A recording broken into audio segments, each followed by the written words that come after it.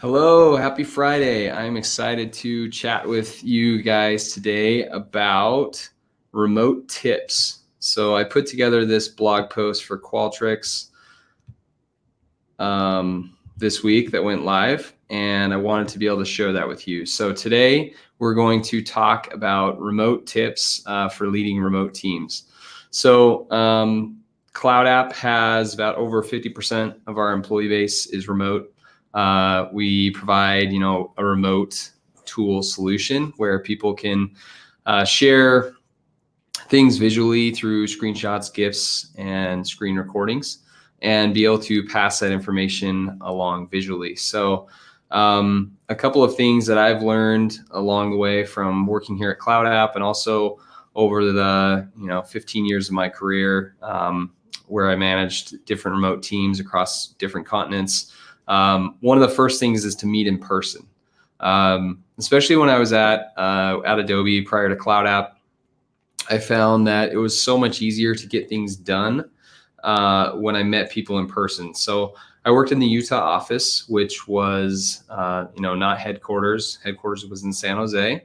And I found it that if I was kind of struggling to get something done with either, a matrixed organization that I was working with or people on my own team, that I could fly out there if I hadn't met them in person initially, meet in person, schedule a meeting, and kind of set up some next steps.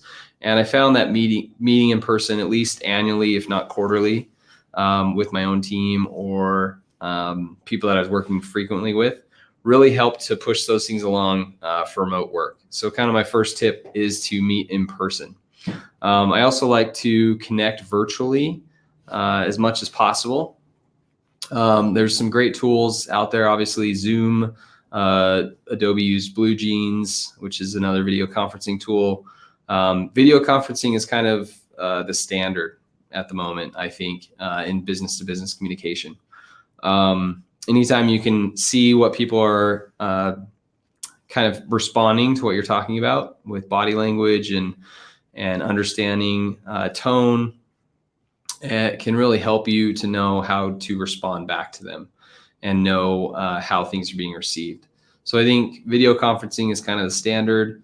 Definitely, using visuals with like screen recordings and screenshots with Cloud App or other tools, like other visual tools like Asana or calendar.com, where you can kind of share calendars, or like Airtable.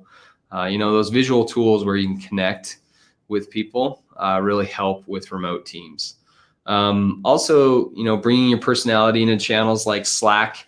I hear all the time people having, like a pet channel or like just a casual water cooler channel can really help remote workers feel connected to the team if they aren't in kind of headquarters or the main office, and kind of keep those relationships going from those in-person meetings. Definitely finding or creating experiences together. So when you have those in-person meetings, if it's with a team that you're on, try and go to dinner, go do an activity. Those will be kind of memories that you can kind of build back off of.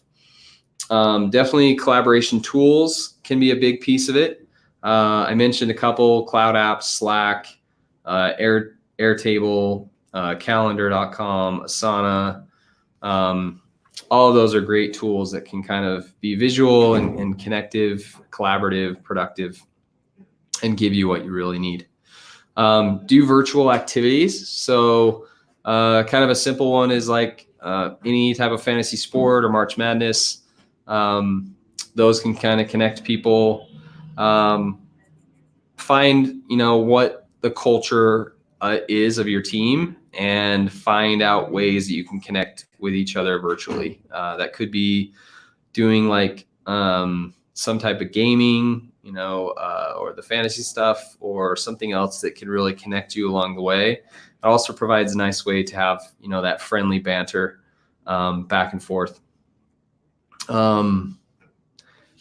One other thing I really like to do was give remote employees the same advantage as HQ employees. So anytime I'd run a meeting and had kind of people who were either remote or in a different region, I didn't like to have groups of people in a conference room and then some people remote. So put everyone on the same medium. Even if you have 5 people in the same office, have everyone dial in via Zoom or BlueJeans or whatever.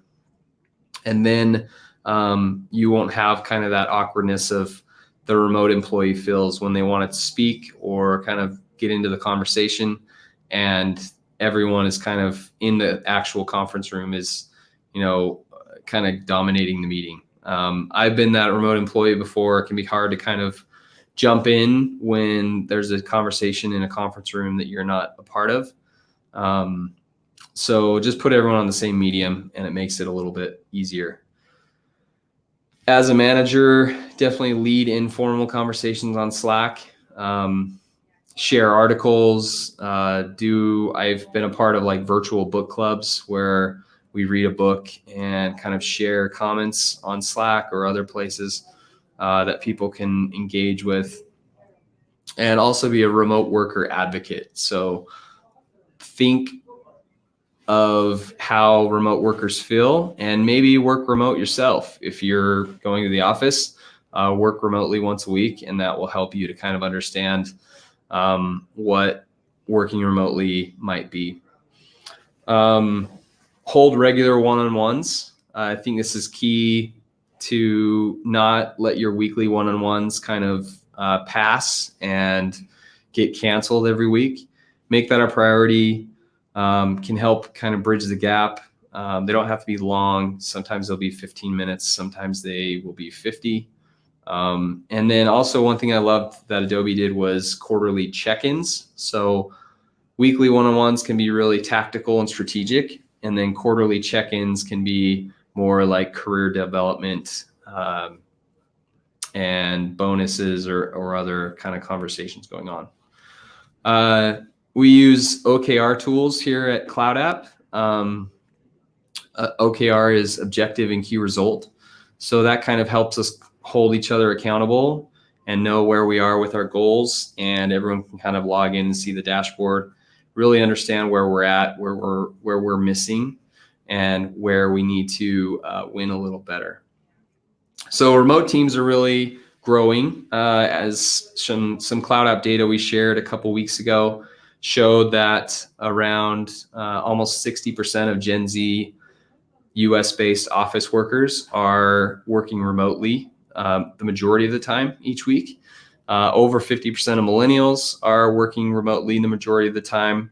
And that's really because of these big cities like San Francisco, New York, Los Angeles, at least in the US.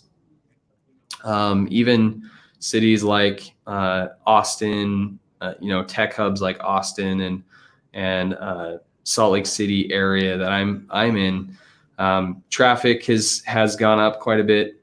Housing prices have been insane in the Bay Area for a long time. And so people have to live further away from kind of that central office. And also just the flexibility. People enjoy kind of being able to have kind of the comfort of home and being able to be a little more flexible.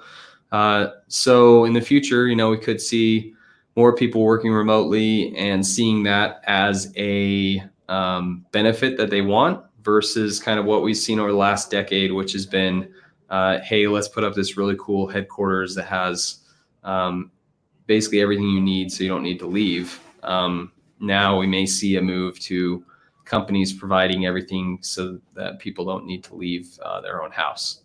So keep an eye on remote work.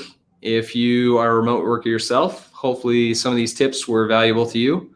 If you are managing a remote team, definitely look to meet regularly when you can in person. Hold those one-on-ones. Have virtual tools that can kind of connect you, and really try and understand what your remote employees might be feeling. All these things will hopefully benefit and keep you and your company ahead of the curve when it comes to remote work. And I look forward to continuing to talk about this topic. Let me know if you have any comments, and definitely drop in some things, your own tips or tricks that you've learned, either managing or running or operating or being a remote employee. Thanks. Have a great rest of the day.